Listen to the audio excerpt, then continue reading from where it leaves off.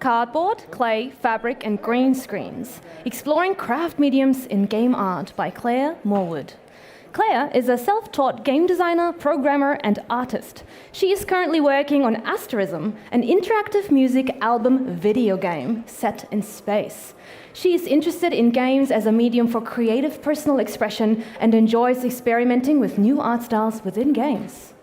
Asterism is an interactive music video album set in space, with handcrafted art made from a variety of mediums such as clay and cardboard. Claire will share behind-the-scenes examples of her art process and experimentation during Asterism's development. Everybody please welcome Claire. Thank you.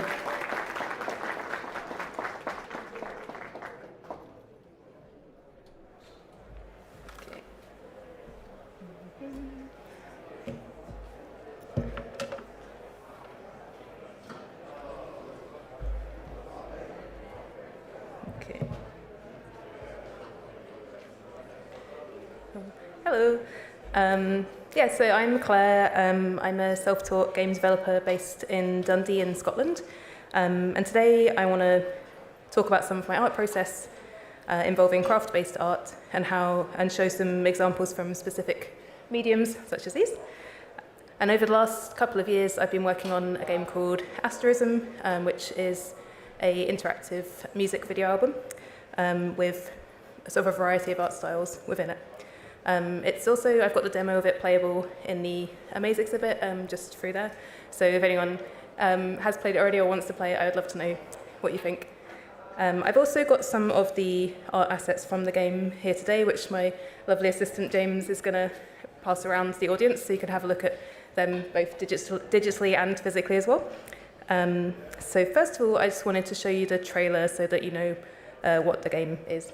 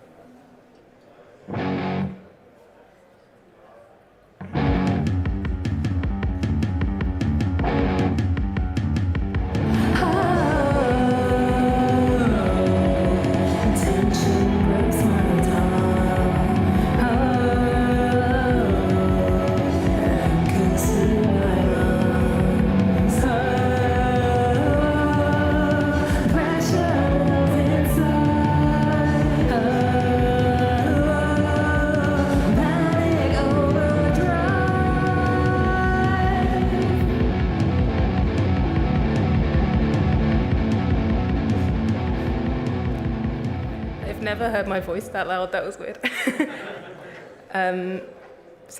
I'll move on to the next section. So a question that I get asked quite a lot is like, why did you choose this art style? Which kind of threw me off at first because I hadn't really thought about it as a choice so much as just like the way that feels natural to me to make art. But actually this kind of gave me a good opportunity to question my process. Here's what I came up with. First of all is just that I enjoy this style. I've always really liked making things and was always really fascinated by anything playful and interactive. So this is one of the first claymation videos I made a long time ago, and a bit of the behind the scenes of the filming up there as well. And I just love the way that computers can bring new life to physical objects through animation or just offering new perspectives from a world inside a screen, and it was always just really compelling to me. It's quick, but with the caveat that it's not always quick. But it kind of depends on the style and level of detail or processing that you're doing. My approach, I tend to lean into this collaged craft style and try to maintain a level of consistency within that. I think that that's really important, and it's less about how polished or good something looks, which of course is subjective, but more about the consistency within your methods. So if you experiment and find a process that works for you, then it can definitely be quick. Also, I think for prototyping and sort of this pseudo 3D style. I find it personally very quick as well, just to like sketch something, take a photo of it, put it in a game.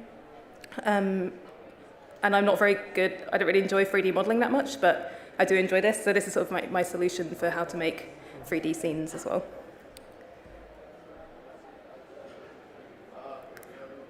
I also really enjoy the spontaneity of this approach. I like the constraint of using what's around me, and like with the main character who I'm walking around as here, Ruby, finding just a marble nearby in my house to use for, well, let me make her face the front, there you go, for her helmet, completely changed my approach to her design and the final artwork. I also really love reusing textures and objects from previous art projects and incorporating them in new ways. My next reason is just that the world is beautiful. It's full of amazing objects and textures. Anything that you can take a photo of, you can put in your game. It's all just there, obviously. It's there, it's the world available, and makes you look in the world in new ways as well. And on that note, I wanted to mention, so I said I'm self-taught in games. Academically, I studied geology, which I think made me look closely at structure and variations, patterns within the earth, learning to spot similar textures, both in small and in large scales, and interpret their history, finding links between ancient patterns preserved in rock and the same patterns present in like the beach here that's just like being created on the day that I took the photo. And this kind of ties in with my final reason, which is connection.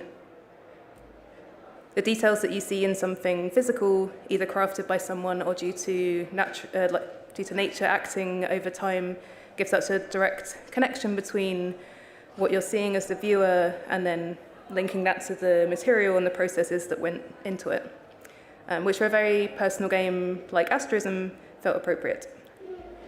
So I want to go into some details, I guess the question of how, some specific examples from the game and my process.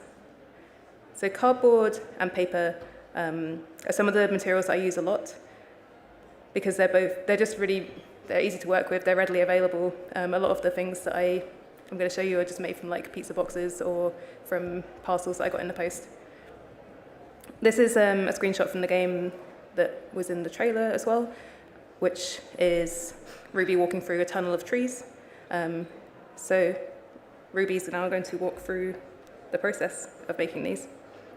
At the top here is a photo of the materials and equipment that I used for these trees. So it's pretty much just like craft knife, cutting board, glue, scissors, pencil. And I used cardboard for the main structure. And speaking of spontaneity earlier, a property of this cardboard in particular is that it's corrugated, which gave me some access to some really nice depth and variety of texture from just peeling back the layers of the cardboard, which I'll show you in more detail in a photo in a moment. I also wanted the trees to be covered in snow for this scene, so I decided to use paper patterns with lyrics from the song to give a kind of variation in the texture to it, which is also what I'm standing on in this floor here, as you can see. And I made separate pieces of the trees so that I could animate them and have them randomized a bit, since there's going to be a lot of trees in that level. This is my photography setup in general. I won't go into details about like the exact brands and things I'm using, but I do have a blog post where I do share details about that, which I'll share some links at the end. So if anyone's interested, then you can find out more about that there. But generally, I use like this phone for all my photography and film footage and things. It's not really anything special. It's just it has like a decent camera. But generally, if for phones, I find that as long as you have consistent lighting and you make sure that you lock the focus, it's not doing some kind of like trying to autofocus and you'll end up with like photos that are blurred in some places, then that works quite well. So I have this light box, which has LED light strips at the top with a dimmer, a few different coloured screens, so you can get a nice contrast between your object and the background. The reason I really like this one as well is it's got an opening at the top as well as the front, so I can take these nice top-down images, which not all lightboxes have. I do also occasionally use a scanner rather than my phone, but generally only if the object is very flat, like not even these trees, but like a piece of paper, because scanners don't really deal with depth that well. But here is the photo that I took of one of these trees, and you can see the detail that I was talking about on the edges with the corrugated card. And as a reminder to how this looks in the game, here's the image again, but then here also are the actual trees themselves in 3D. And for these ones in particular, I had them on like a quad mesh in Unity so that they would also have a shadow behind them, but I don't always, so like Ruby doesn't have a shadow, so I use a mixture of meshes and sprites in the game. I think over here, this example I want to show you is some stop motion origami and a zine, which is in one of the other levels in the demo in the game as well, which was fun to make. It's got little lollipop sticks at the bottom so that I could turn the pages and still take the photos without getting like my fingers in there. The other cardboard example I have today is this stop motion animation of a different version of Ruby. So in most of the levels in the game, I've got her in different art styles, and this one is like this cardboard and chalk version. And here is her in action, doing all her various frames. So for this one, I decided to cut around each frame physically, as well as then scanning in, removing the background digitally, because I really wanted to preserve the lighting and the slight depth that you get around the edge from cutting that, which I think turned out it's quite subtle, but it's quite nice. So I'm going to move on to clay next. And these are from another level of the game, which isn't in the demo, but it will be in the full version. I think one of the reasons that clay looks great is due to the way it responds to lighting. It's got this it's a diffuse surface, but then it gives this really good contrast and picks up details really well, as you can see in some of the waves here. And it's also really fun to work with. I don't really use that many tools. Occasionally a knife to cut sharp edges, or something to imprint a pattern, like the surf on the waves. But mostly just sculpting with my hands. So I made this lighthouse, and here is a very fast video of me making the lighthouse. And then the editing process at the end of that as well, in a second, where I remove the background. For this one, the process for removing the background was more sort of labor-intensive than I would like, because ideally you want to have a really good contrast between the colors in the object and the background, and I used a white background, which was silly. But you can speed up the process by having, if I'd use like a green, I guess I should explain it. It looks like I've used a green screen, but that's just a layer in Photoshop. The thing I'm erasing, that cream color that's exactly the same color as the lighthouse, is the actual background that was in the photo. What's next? Another cool piece of equipment I have is a Bluetooth remote-controlled turntable, which allows me to make animations like this. And the remote is Bluetooth to my phone, which means I can press a button and it will take a photo without me having to click on the phone, which is great because otherwise sometimes it wobbles about a bit. So in this video, the phone would normally be in that tripod, but I'm using the phone to take the video. It's also got a function where you can tell it to say rotate by 15 degrees, stop, take a photo, and then repeat that until it's done 360 degrees of rotation, which is how I created that kind of animation.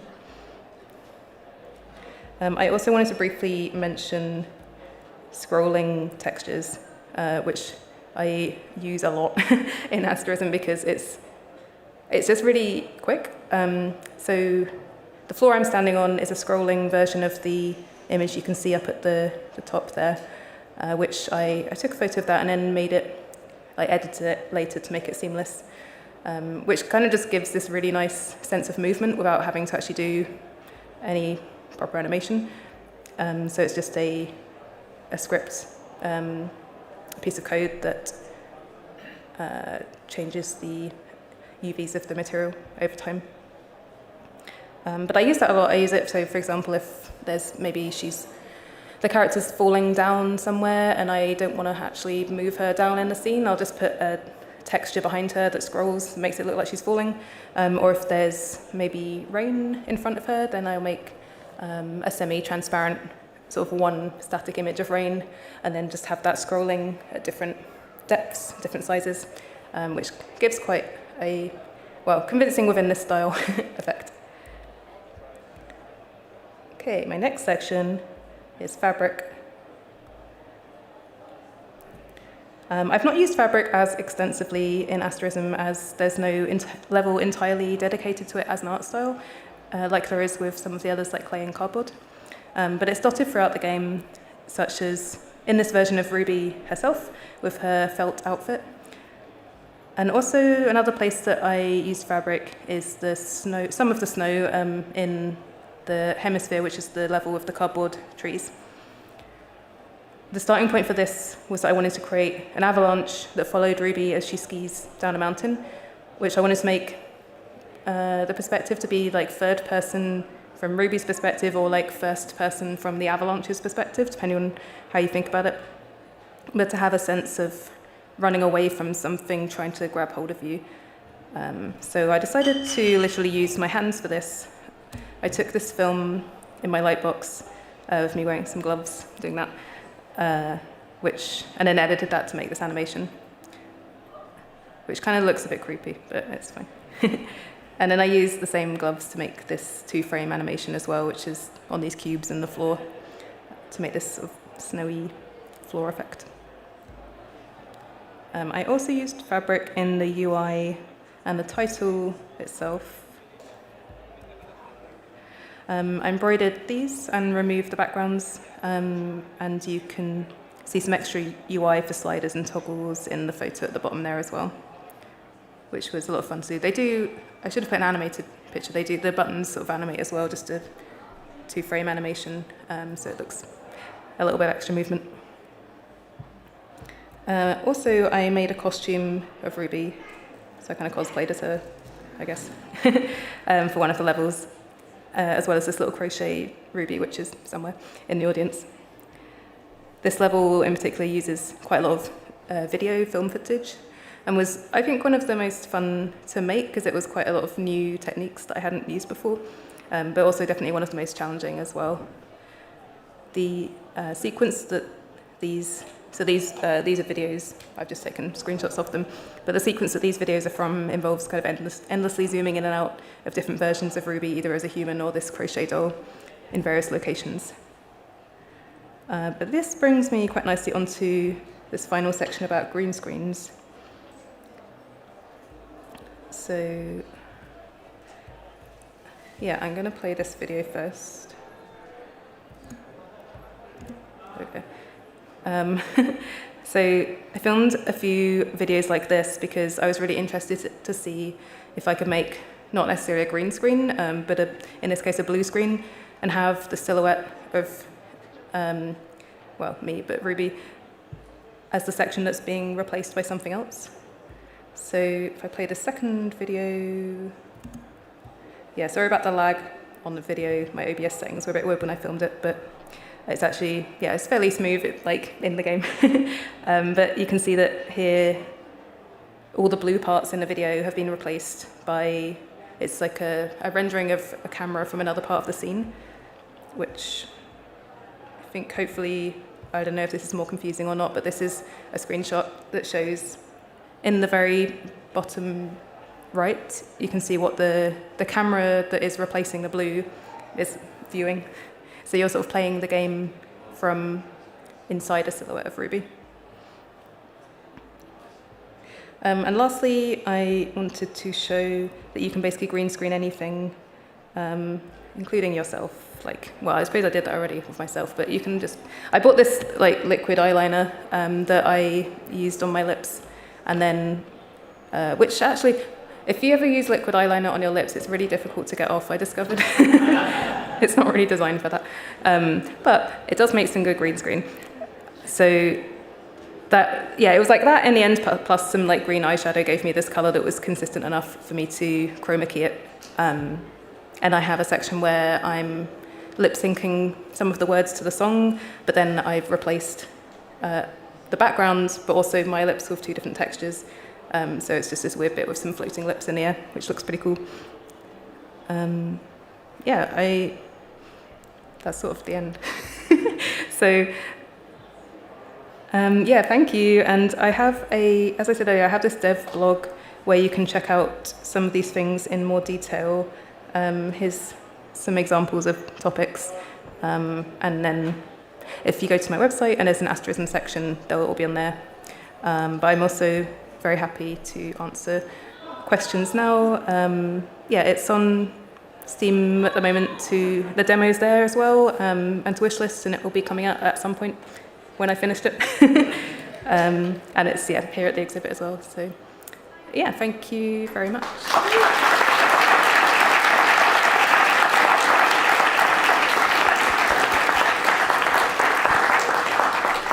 Thank you so much. This is so beautiful.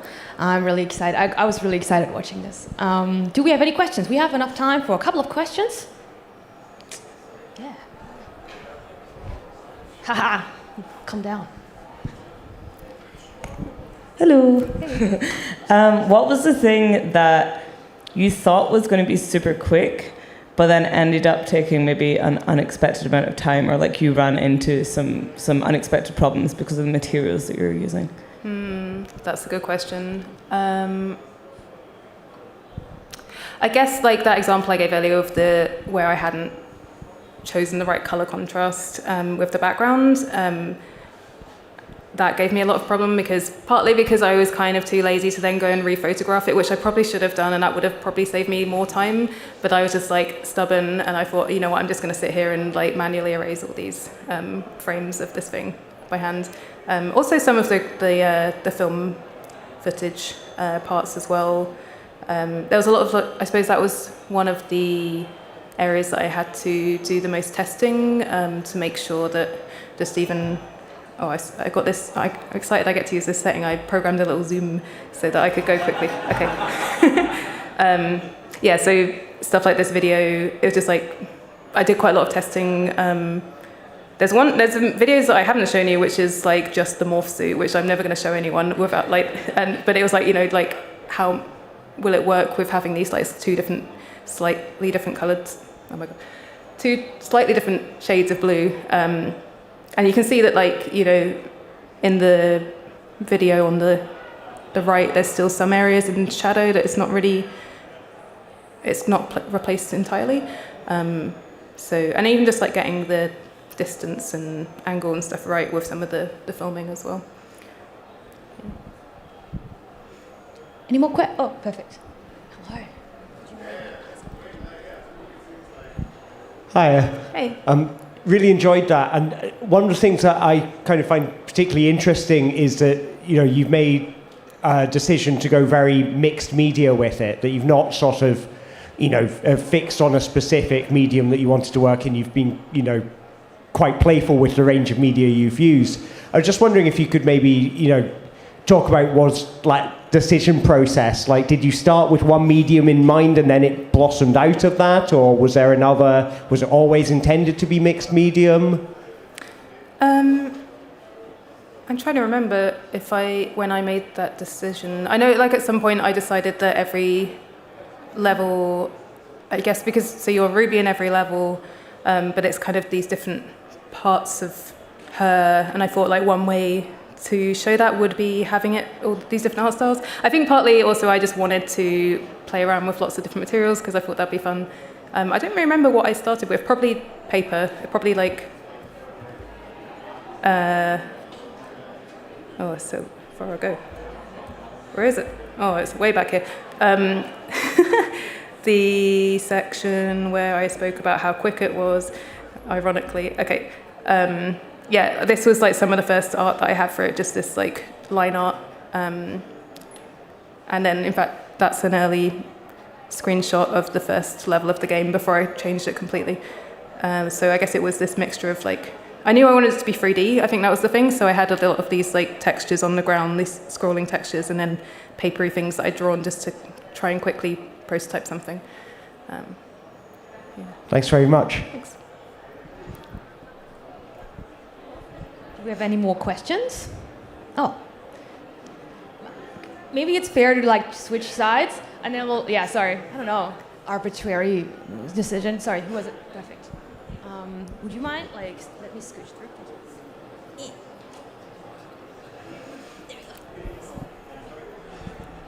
How did the techniques you used influence the decisions you made in design and storytelling?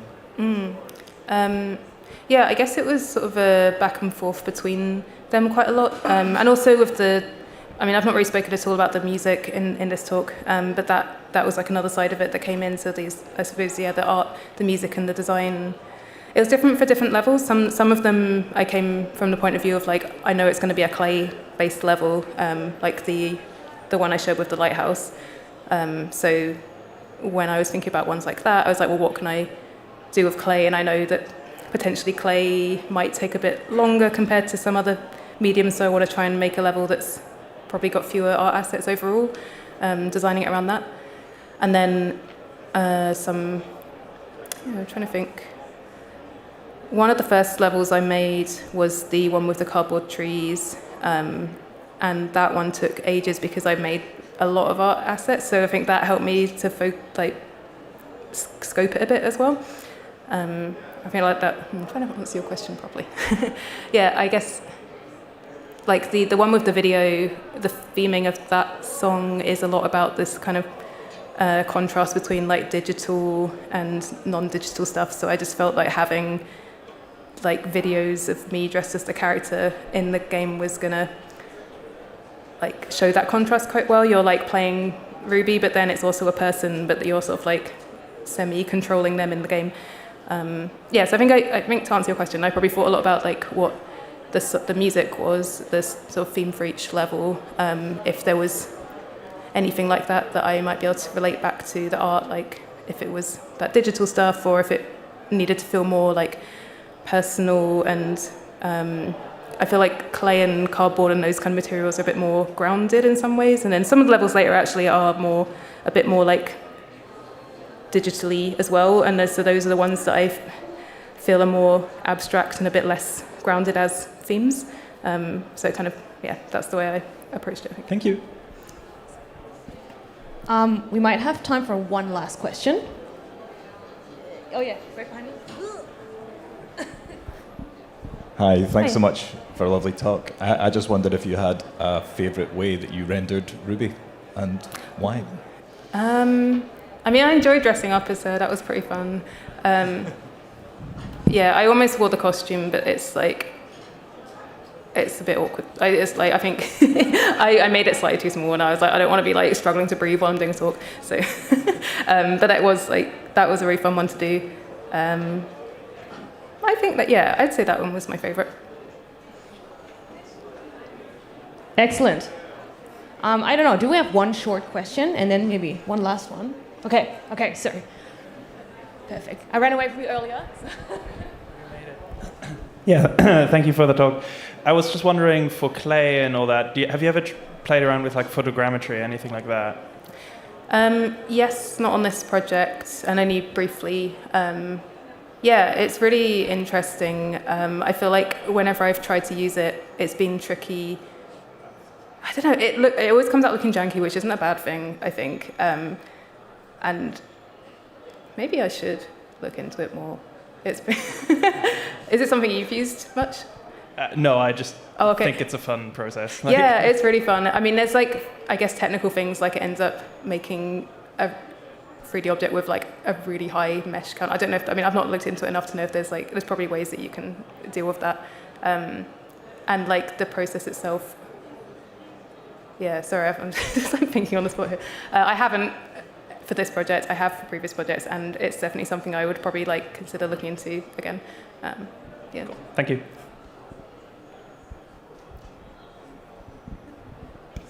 Alrighty, thank you so much, Claire. Thank and you. Thank you, everybody. This is good.